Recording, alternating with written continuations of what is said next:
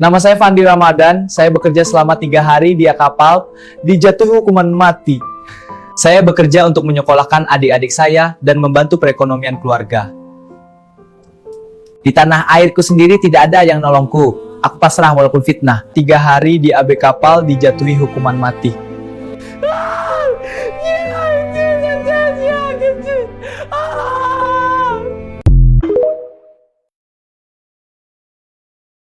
Anak saya melamar di kapal Thailand, kapalnya kapal kargo ditawari, Pak. Tiba-tiba sampai ke Thailand, diinapi di hotel, menunggu di sana. Anak saya bertanya, kok kita nggak naik-naik cab? Dibilang kapten, kita menunggu kapal yang ditawari sama kita, kapal kargo. Entah macam mana. Tanya lagi sama anak saya, kapalnya belum siap kita diperintah bawa kapal yang satu ini, kapal tanker bermuatan minyak. Jadi anak saya yang ngikutlah, Pak, ngikut. Terus orang itu naik, saya tak tahu entah naik dari mana, naik kapal orang itu. Kira-kira ada entah 3 hari. Saya dengar anak saya tertangkap membawa narkoba. Makanya kami sebagai orang tua, kami terkejut, Pak. Kok bisa dia bawa narkoba? Kapalnya kok bisa jadi kapal tanker? Dijanjikan kapalnya kapal kargo. Di kontrak kerjanya pun kapal kargo. Jadi saya selaku orang tua, saya mohon keadilan sama Bapak, membantu saya untuk menyelesaikan masalah anak saya ini, Pak. Saya mohon, Pak, karena saya tanya anak saya, dia tidak mengetahui barang itu, Pak. Saya tanya, jadi tahunya dari mana? Setelah penangkapan, Mak, barulah tahu saya itu bawahnya itu narkoba. Jadi apa kamu nggak bertanya? Saya tanya, waktu barang itu masuk disuruh kapten kami mengangkat. Begitu saya angkat, saya udah nggak enak. Saya bilang sama kawan, ya kok ini barangnya, tapi kita mau bawa minyak. Kalian nggak curiga? Kenapa ini tak betul lagi? Masa kapalnya bawa ini kotak-kotak, ini tak betul lagi. Mana tahu ini isinya bom. Tuh anak saya bilang, Pak. Sudah itu paginya nggak enak dia, didatanginya kaptennya ke atas, ditanyanya, Cap, itu barang apa? Ayo kita periksa. Mana tahu itu entah bom. Enggak, katanya itu uang sama emas. Jadi disambung anak saya lagi, kalau itu uang sama emas, Cap, kenapa dimasuki di ruang palka? Saya tak tahu ruang palka itu apa, Pak. Kenapa dimasuki situ? Enggak apa-apa, biar aman katanya. Begitu. Anak dan saya itu diakui bilang, di persidangan. iya, diakui. Semua kawan-kawannya, kapten pun mengakui, Pak. Udah itu si Pandi disuruh lagi mencopot di bendera. Dibantah bikin anak saya lagi, Pak. Kenapa dicopot lagi benderanya, Cap?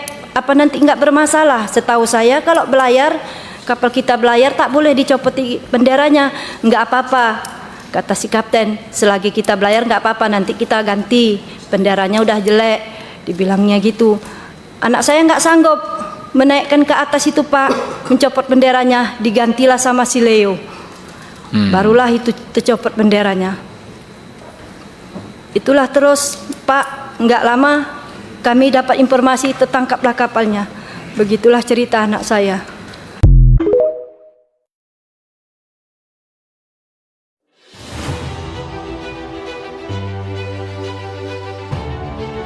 Kalau memang anak saya dihukum mati, saya yang ganti.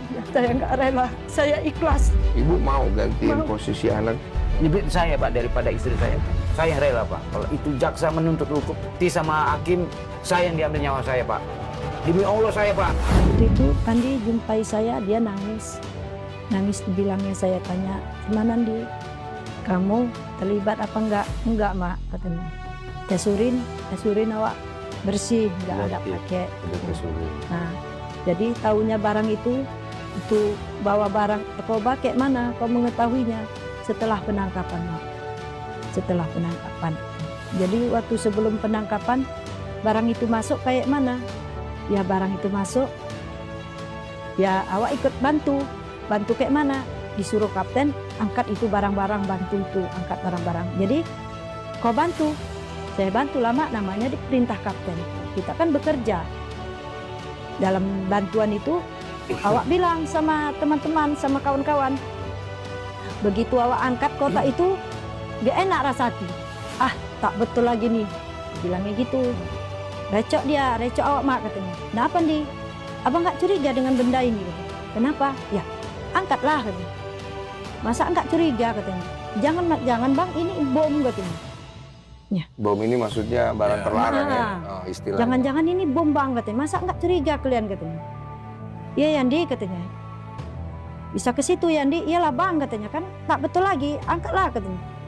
Tuh kan angkat itu kan kotaknya besar, jadi makanya dia curiganya ke situ. Kotaknya besar, berat, sekitar 30-an lama katanya. Berarti kecurigaan dia timbul di lokasi. Oke. Jadi diangkat katanya. Paginya dia datangi kapten ke atas. Dibilangnya, diajaknya juga kapten, Cap, barang apa yang masuk Cap? Ayo kita periksa Cap. Jangan-jangan nanti bom. Iya, katanya, tadi kan? seperti yang dijelaskan. Jangan-jangan nanti bom. Enggak, itu uang sama emas. Kalau uang sama emas Cap, kenapa dimasuki ruang palka? Ruang palka itu kan ruangan minyak, tempat minyak. Oh, ditaruhnya di ruang sebagian. Jadi kata si kapten, supaya aman kata bos, biar aman.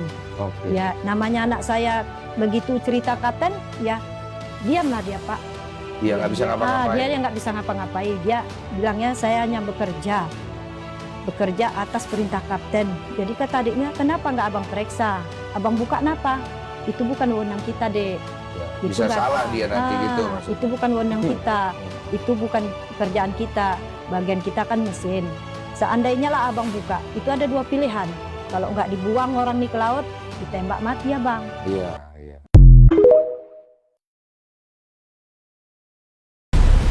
Tuntutan mati ABK Fandi! Saya dituntut hukuman mati sedangkan saya kerja baru beberapa hari. Padahal saya bilang sama kapten ini bawa barang apa? Kapten, apa maksud lo? Cuma jawab bawa uang dan emas. Lo gila! Diam dan patuh. Terima barangnya di tengah laut. Saya cuma ABK yang disuruh. Mengapa saya harus dihukum mati, sedangkan polusi tidak padahal dia yang nyuruh? Dan bandarnya bebas, apa saya dihukum mati untuk memutuskan mata rantai ini? Mana keadilan? Mana keadilan? Mana keadilan? Sesungguhnya! Mana keadilan? Mana keadilan? Mana keadilan? Sesungguhnya!